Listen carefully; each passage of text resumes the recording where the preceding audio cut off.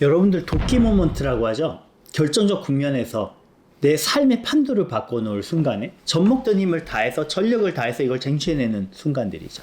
중요해요. 중요한데 오래 살다 보니까 도끼만 품고 성공만 하며 살 수 없어요. 균형이 중요하고요. 사이클이 중요한 것 같아요. 도끼만 품고 힘만 주고 살잖아요. 일단 병나. 장기적으로 못 가.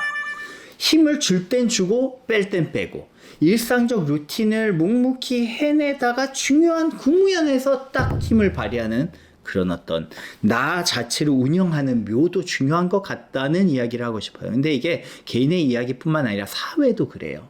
사회적으로도 중요한 결정적 국면들이 있고요. 갈등이 잠잠해진 때가 있고요. 우리가 많이 교과에서 배우는 재미없게 배우는 기능주의와 갈등주의의 이론이 이 사회의 도끼 모먼트와 평화시의 어떤 운용을 또 결합시키면 굉장히 잘 설명할 수 있어요. 그래서 그런 이야기를 하려고 해요. 야구 경기를 예로 들어볼게요. 1회, 2회, 3회, 4회, 5회, 9회까지 가죠. 이게 다 같은 회가 아니야, 근데. 야구의 하이라이트를 보다 보면 결정적 국면들이 한 2번 있고요. 평상시에는 그냥 또 우리 공격 끝났네 털털 나가서 수비하러 갔다 공 한번 안 잡고 외야수가 이렇게 들어가고 이런 경우도 많고요. 타자들도 타율이 그냥 높아서 좋은 게 아니고요. 평상시에 막 주자도 없고 이미 진 게임인데 막 안타를 치는 사람보다 결정적 국면 2 스트라이크 3볼에 주자가 말로인데 지금 2점 차를 지고 있는데 갑자기 뭐 치는 사람 있죠. 이 결정적 국면이 굉장히 중요하다고 말을 많이 합니다. 근데 그런 결정적 국면에서 쳐내기 위해서 중요한 것이 이 선수에게 매일매일의 루틴 속에서 힘을 빼고 내 공을 계속 축적하는 이런 순간들인 것 같습니다. 제 개인적 이야기를 해볼게요. 제가 경제학을 전공하다가 몇 번의 이제 중요한 순간들이 있었어요. 사회학 대학원을 오게 된 것, 유학을 준비하기로 결정한 것, 그리고 유학 가서는 이제 한 박사과정 6년을 하다가 이제 교수 임용 준비를 한 거. 이렇게 몇 번의 이제 결정적 국면이 있고요. 그 국면에 많은 드라마가 있어요. 저는 박사 유학을 다 떨어졌거든요. 한 번 다 떨어졌는데 한 번 더 해봤어요. 더 해보면서 그때 되니까 느꼈던 것 같아요. 이거는 내 인생의 판도를 바꿔놓을 거다. 어디 박사를 가느냐, 혹은 갈 수 없느냐. 이게 내 인생의 판도를 바꿔놓을 것 같을 때 코넬대에서 이제 합격장을 이제 풀 펀딩으로 이렇게 받았을 때 됐다. 풀렸다. 이런 느낌을 받았는데 그런 것들이 이제 잡마켓에서도 한 번 더 느끼죠. 미국에서 2박 3일 동안 잡탁을 하거든요. 2박 3일 동안 정말 어떤 농담을 할지까지 다 계획해놔요.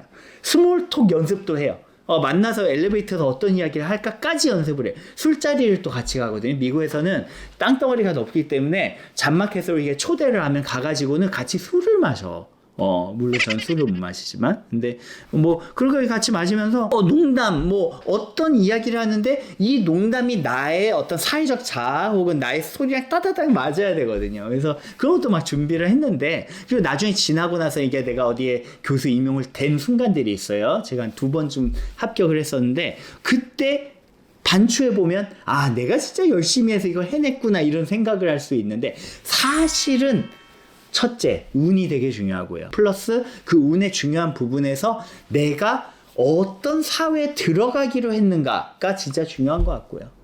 내가 어떤 사회에 들어가서 어떤 사람들 사이에 속하게 되고 거기서 그 사회는 나를 인정하는 사회인가, 그 주변 사람들이 나를 리스펙트하는 사회인가, 그런 것들이 진짜 중요한 것 같고요. 거기서 이제 막판에 도끼 모먼트를 발휘한 거고요. 내가 이 사회에 속해 있는 게 해피해야 내 루틴이 잡혀요.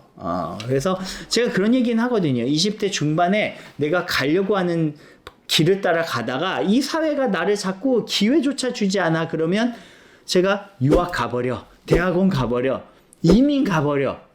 나를 리스펙트한 사회로 가는 게 첫째이고요. 거기서 새로운 사회관계와 함께 새로운 기회들이 펼쳐지니까. 근데 이제 이미 다 세팅됐어. 이미 난 이 길을 가기로 했어. 그럴 때 막판에 뭘 쟁취하기 위해 도끼가 중요하다. 이게 사회에도 적용됩니다. 한국 사회. 한국 사회를 설명하는 교과서에서 나오는 몇 가지 국면들이 있는데 그게 진짜 중요한 국면들이긴 해요. 대한민국을 설명하는 데 있어서 한국 전쟁이 어떻게 생겼고 어떻게 전개돼서 어떻게 귀결이 되어서 휴전 상태가 된 날을 생각하지 않고 대한민국을 이해할 수 없고요. 몇 번의 결정적 국면들, 정치적으로는 1979년에서 80년에 박정희 대통령 사후에 어떻게 그것이 안정화되는 것으로 이어졌는가, 그리고 87년의 귀결들, 그런 것들이 사회의 그 이후에 그 구조를 그냥 바꿔놔 버리죠. 선거도 다 같은 선거가 아니에요. 근데 결정적 선거들이 있습니다. 우리가 정치학에서는 정초 선거라고 하는데, 사회적 정치적 균열의 축이 그 선거 전후로 해서 완전히 변화되면서 그 틀이 유지되는 거예요. 어떤 과거의 어떤 순간들이 계속적인 효과를 미치게 되는 것, 그런 것이 이제 중요한 결정적 국면들을 보는 눈이고, 그런 것들을 보는 데 있어서 갈등주의자들이 많이 주목을 하거든요. 혁명의 시기, 사회운동의 시기, 구조가 변화하는 시기, 과거에 누적됐던 갈등과 억압들이 어떠한 세력의 부딪힘으로 인해서 어떤 새로운 구조로 변화되는가, 이걸 많이 보는데, 그리고 저는 이제 고백하자면 갈등주의자였어요. 젊을 때 특히 그랬고요. 어릴 때부터 그랬어. 싸움을 싫어하지만 싸움 구경을 좋아해요. 어떻게 싸웠는데 그 싸움이 어떻게 귀결되어서 일진의 어떤 이런 랭킹이 어떻게 바뀌어서 그 다음에 상호작용이 어떻게 바뀌는지, 이런 걸 관찰하는 걸 좋아했던 것 같아요. 근데 나이가 들면서 이런 평화시에 좀 더 주목이 되는 것 같고요. 어떻게 전쟁이 났는데도 사회는 굴러가는가? 지하철은 어떻게 우크라이나에서 계속 굴러가고 있지? 기관사는 어떤 기능을 수행하고 있지? 전쟁이 나더라도 누가 사과나무를 계속 심고 있지? 이런 것들에 좀 더 주목을 하게 되는 것 같고요. 물론 아직도 갈등주의에 좀 더 치우쳐 있고, 갈등주의의 시각은 이거거든요. 평화 시에도 잠재된 갈등들을 계속 보고요. 어떤 식으로 사회 구조가 어떤 집단들을 억압하고 있는지를 보고요. 그 안에서 결정적 국면이 생겼을 때 이 구조를 어떻게 변화시킬 수 있는지를 고민하는 그런 시각인데, 기능주의자들의 어떤 시각이 반드시 또 보수주의랑 연관되기만 한 건 아닌 것 같아요. 전쟁 시에도 어떻게 협력하고 서로 다른 개인들이 화합하고 협력할 수 있는가?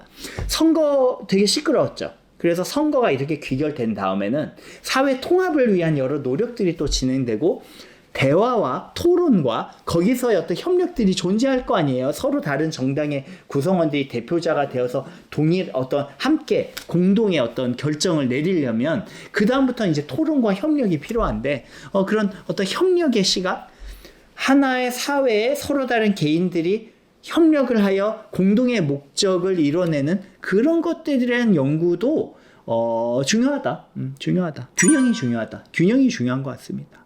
균형이 중요하다 그러면 재미가 없어. 근데 어떤 하나의 시각에서 저쪽을 막 욕을 해야지 재밌죠. 통합적 시각을 하면 사람들이 덜 좋아하는 것 같고, 근데 뭐 사람들 좋아하라고 제가 사회학 연구를 하는 건 아니니까, 사회의 어떤 나아가야 될 길에 대해서 제 연구가 조금이나마 사회를 좀 더 잘 설명하고 새로운 시각을 줄 수 있는지, 이게 더 중요하니까 이제 그렇게 하는 건데요. 아무튼 이 수많은 이 갈등 속에서도 어떻게 사회는 잘 돌아가고 있는가, 동시에 이런 조용했던 사회가 결정적 국면에서 어떻게 싸움이 벌어져서 새로운 구조로 전환되는가, 이 두 가지 모두 주목하면서, 또 개인도 이런 결정적 국면과 평화시에 이렇게 힘을 줬다 뺐다 하는 거, 도끼 모먼트든 도끼 모먼트대로 일상적인 삶은 일상적인 삶대로 잘 살아갈 수 있는